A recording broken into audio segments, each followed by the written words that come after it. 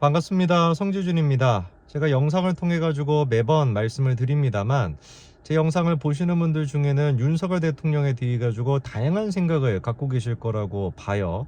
그리고 그게 실제로 우리 채널의 건전성 아니겠습니까? 예를 들어 가지고 어떤 사람들은 윤석열 대통령에 대해서 반대하는 사람도 있을 것이고 윤석열 대통령에 찬성하는 사람도 있을 것이죠.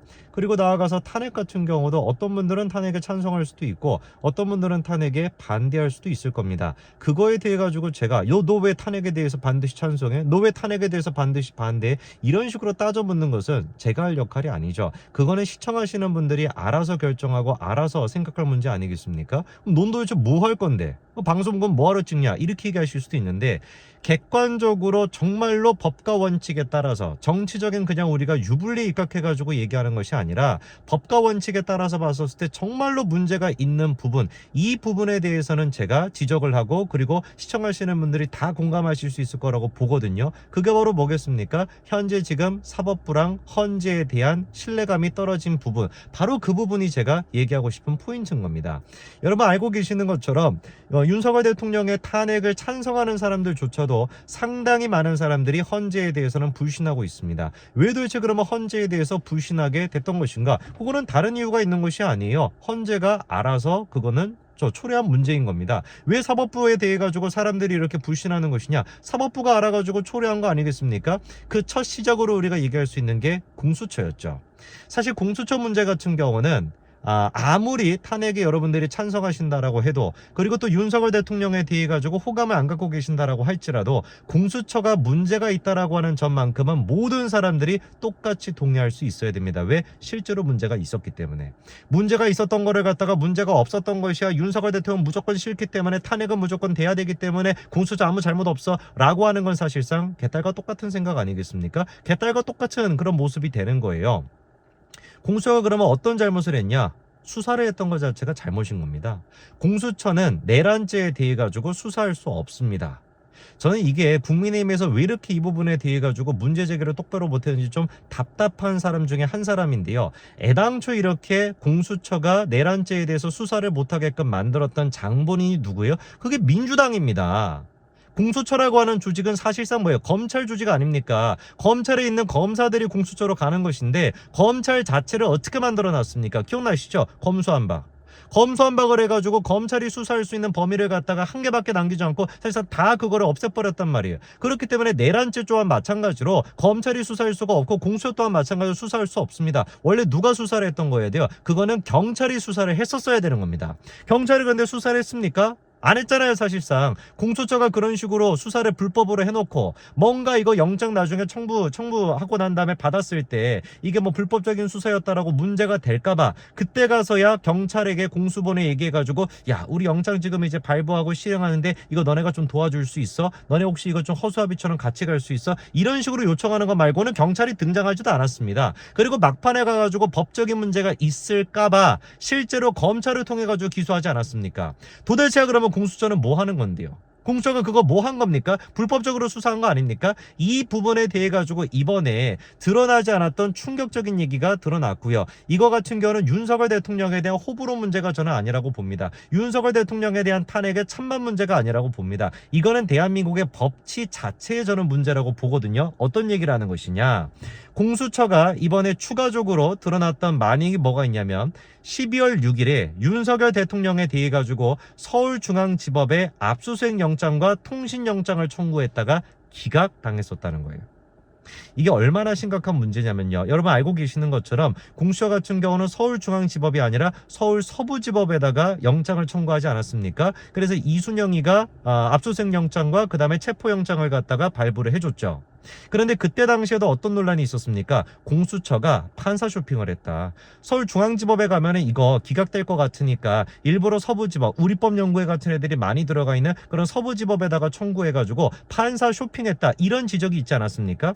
그때 당시에 공수처가 해명했던 내용이 무엇이냐? 야, 뭔 소리 하는 거야? 이거는 그냥 거주 지역과 가까운, 그래가지고 거주 지역과 가까운 지역의 서부지법에 했던 것이고, 그리고 지금까지도 중앙지법이 무슨 뭐 전속 관할이다라는 식으로 주장을 하지만 관할 거주지 문제가 있기 때문에 서부지법에다가 청구했었다, 이런 식으로 해명을 했습니다. 근데 알고 봤더니 이게 개구라였다라는 게 이번에 처음으로 드러난 겁니다.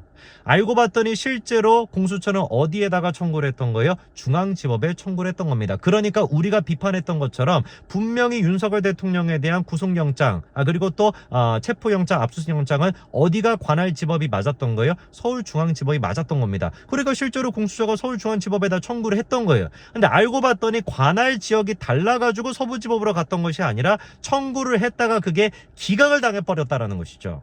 이게 의미하는 게 뭐겠습니까? 서울중앙지법은 분명히 명확하게 윤석열 대통령에 대한 체포영장이 됐거나 아니면 압수수색영장 자체에 대해서도 의구심을 품었을 가능성이 굉장히 높다라는 겁니다. 그러다 보니까 기각이 되고 나서 자기들한테 유리한 어디로 갔다? 서울 서부지법으로 갔었다는 겁니다. 공수처가 명명백백하게 개구라를 쳤다라는 게 드러난 것이고요. 명명백백하게 위법을 했고 편의를 지금 이제 봐가지고 딴 데로 갔다라고 하는 게 드러났다라는 겁니다. 자, 그리고 또 이번에 추가적으로 드러난 게 뭐냐면 서울 서부지법에다가 영장을 청구할 때 같은 경우는 영장 청구 이력을 또 기재하지 않았다라는 거예요. 이거는 뭡니까? 판사를 속이고 사기를 쳤다, 이렇게 봐야 되는 거 아닙니까? 자기들이 판단해서 서부지법에다가 딱 갔는데 서부지법 이제 영장실질심사 담당 판사가 물어보겠죠. 아니 이거 너네들이 진짜 거주지 관할지역 때문에 여기한테 왔다라고 한다면은 뭐하러 중앙지법에 청구를 했었어? 우리한테 바로 다이렉트로 왔었어야지. 그리고 또 보니까 서울중앙지법에서 이미 기각을 했었는데 그거를 우리한테 가져와가지고 내가 이거 영장을 발부해 준다면은 내가 중앙지법 연맹이는 것밖에 안 되지 않냐, 이런 비판이 당연히 나오지 않았겠습니까? 정말로 서울중앙지법에 청구해서 기각이 됐다라는 사실을 서부지법이 알고 있었을까? 그거를 알고 있었다라고 한다면 제가 봤을 때 감히 서울 서부지법이 중앙지법의 의사를 무시하고 영장을 발부했을 리가 만무하다고 저는 봅니다. 그렇기 때문에 의도적으로 공수처가 어떻게 했다라고 밖에 볼 수가 없는 거예요. 서부지법에다가 중앙지법에서 청구했던 이력을 기재하지 않았다, 이렇게밖에 볼 수 없는 거 아닙니까? 이제 이해가 되시죠? 제가 말씀을 드렸던 윤석열 대통령에 대한 호불호, 탄핵에 대한 어떤 찬반, 이 문제가 아니라는 겁니다. 당신이 지금 이제 보고 계시는 분들이 윤석열 대통령을 싫어하거나 탄핵에 대해 가지고 찬성하거나 뭐 윤석열 대통령을 좋아하거나 탄핵에 대해서 반대하거나 어떤 케이스가 됐든지 간에 상관없이 공수처가 하고 있던 짓거리, 그리고 지금 하고 있는 모든 그걸로부터 파생됐던 것들은 어떻다? 불법적으로 시작이 됐다라고 하는 것만큼은 우리 모두가 공감해야 되는 문제라는 것이죠.